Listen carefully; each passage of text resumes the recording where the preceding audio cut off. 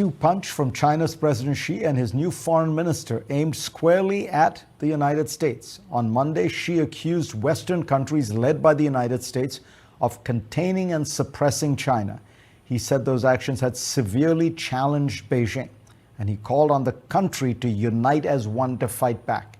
It was a rare case of China's top leader calling out the United States directly. The next day, Xi's top diplomat warned that conflict and confrontation will be the result if Washington doesn't change its tactics. It's safe to say we are in a very dangerous moment in US-China relations. Kevin Rudd is here to help us understand. He's the former Prime Minister of Australia who has led the Asia Society for 2 years, but is about to become Australia's ambassador to the US. He is the author of a terrific book, The Avoidable War. Kevin, welcome. Good to be with you on the program, Fareed.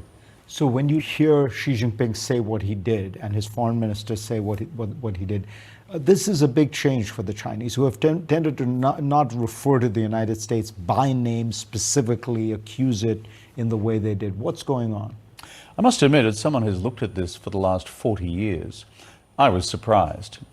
It's probably not since the 90s since I've seen a Chinese paramount leader attack the United States by name.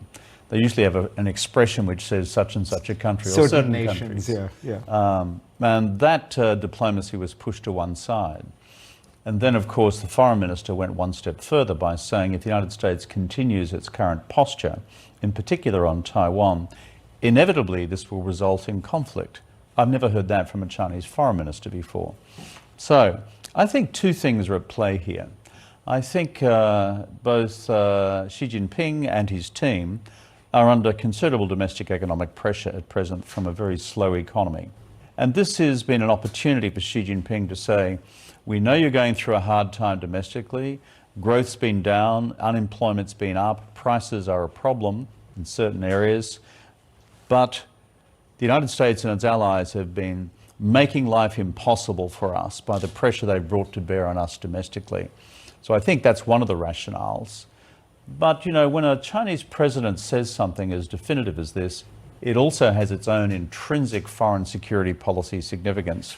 And I do believe it further accelerates China's preparedness militarily for a future action over Taiwan, if and when Xi Jinping so chooses.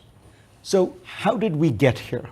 If one were to, if Rip Van Winkle were to have gone to sleep when Obama was having that meeting in Sunnylands with Xi Jinping, and they take their jackets off and they walk together, it seemed like, yes, a complicated relationship. Some of the stuff they were talking about was China's economic espionage and US support for Taiwan, but manageable. And from there, we're now at what seems like the beginning of a new Cold War. What happened? I think two or three things, Fareed. The first is the balance of power between these two countries has really changed again over the last 10 years. China was becoming more powerful, but the acceleration of the gap, or should I say the narrowing of the gap between China and the US in military capabilities, but also in aggregate economic size, has actually caused China to conclude it has an ability now to project its own interests and values in a way in which it didn't see as possible before. The second big change driver, I think, is Xi Jinping himself. And the dynamic of Xi's leadership is a change driver in itself. Ideologically, he's a Marxist-Leninist. He's a much more dedicated advocate of an assertive foreign and security policy. And you see him pushing the trajectory and accelerating the velocity of China's, shall we say, moment in the global sun. And then third, the United States has pushed back. I wanted to ask you about that, because the other big shift that took place since then was the election of Donald Trump and a much, much tougher foreign policy, first economically, then. What do you think happened? You watching it from the outside, as it were, as an Australian, what strikes you about why and how did America change? Well, if you look at late term Obama, there were already some changes. Remember, President Obama was responsible for the pivot to Asia. Remember, President Obama initiated the Trans-Pacific Partnership, which, if you like, was a way of bringing the free economies of Asia together under American leadership, dealing with the emerging economic monolith which was China. But you're right, things did radically change under Donald Trump.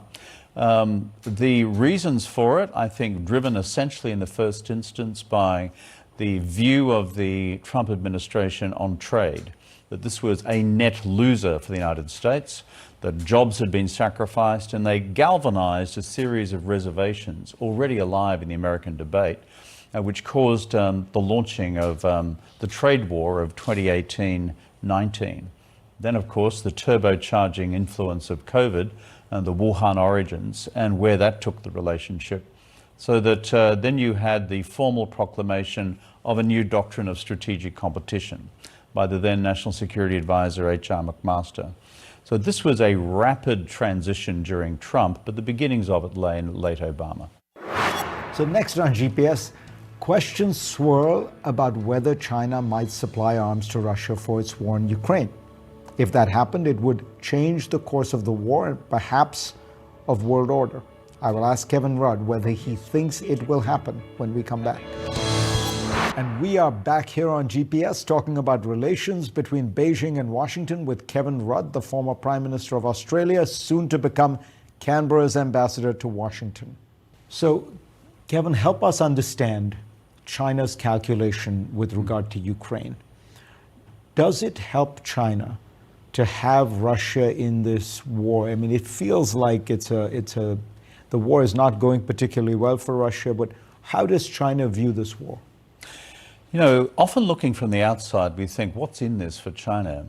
China's at risk of shredding its international reputation by being too close to Putin's invasion of Ukraine, not sufficiently independent, etc. If you look at this relationship, however, through the Beijing lens or through the Xi Jinping lens, it's really important to see this. From his strategic view, having Russia on side with China for the long term is of fundamental importance. For most of their 400-year history, as you know, as a student of this, it's been a heavily armed border.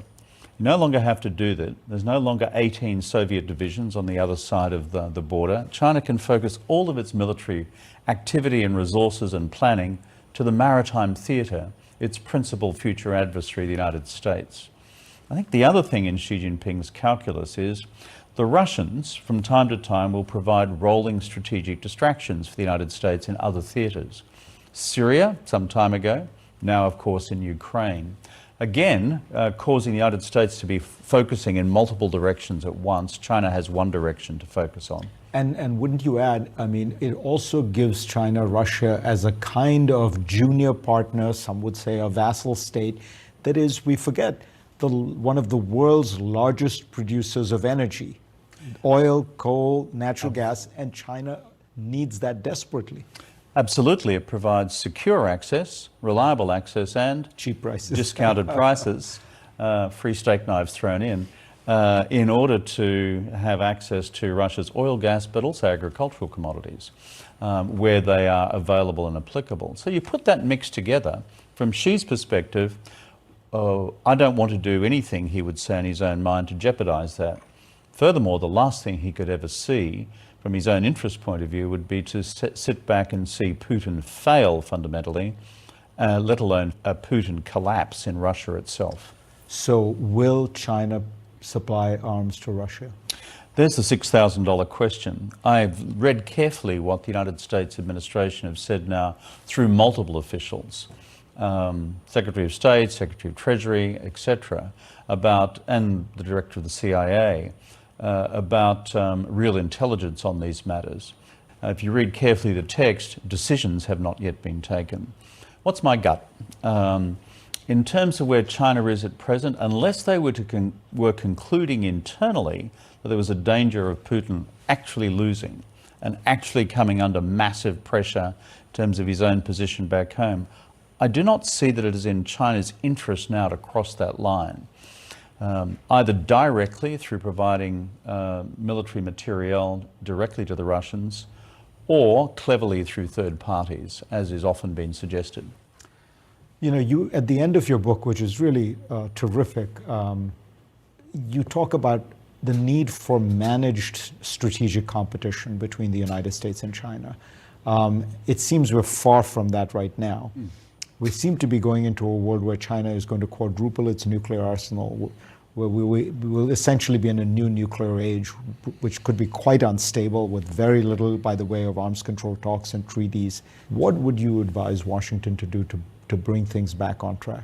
If we were to have, I think, Chancellor Schulz here or President Macron, or we were to have President Yoon in Korea or Prime Minister Kishida in Japan, I think the general view would be to the superpowers, both these superpowers, finding a mechanism to restabilize the relationship, new strategic guardrails to reduce the risk of crisis, conflict and war by accident. And if they're looking for a precedent, and you're a student of international relations history, remember after the near-death experience of the Cuban Missile Crisis, the Soviets and the United States, for the subsequent 30 years, never ever got close to the abyss again. They developed a series of common protocols, including the Helsinki Accords in 1975. So I think there is a view across many countries that taking this temperature down is in the world's interest, it's in allies' interests, and it's also in the interest of China's closest friends and partners as well. Is it in order to try to help move things along those lines that you've decided to take this new job? You are a former prime minister. You have a terrific job. You could travel the world. Why is that why you're doing this? No, it's the climate in Washington. I just love the sunshine. My prime minister, who has been a friend and colleague for years in Australian politics, asked me, and so did the foreign minister. But I think their interest, like mine, and their anxiety, like mine, is this is starting to become dangerous. And Australia is one of America's oldest treaty allies.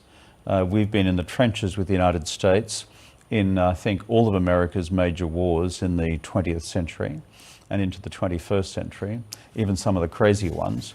And so working closely with the administration under the guidance of the government in Canberra is about dealing with the granularity of deterrence, dealing with the granularity of mechanisms to reduce the risk of crisis, conflict and war by accident, as well as the roles and responsibility of allies. Of course, as an ambassador, I'm promoting the Australian national interests in business and security and defence and all that, and I'll be doing that happily as well. But I think we're living in dangerous times, my friend, really dangerous times, and I think it's time for all hands to the pump. Well, I'm delighted to have you on, Kevin. I'm also delighted because my guess is that this being your exit interview, from now on you'll be speaking in diplomatic banalities, and I will not get something this interesting out of you. Thank you. Next on GPS, the power of AI is certain to supercharge big tech to the detriment of at least one other vital industry, ours. I'll explain when we come back.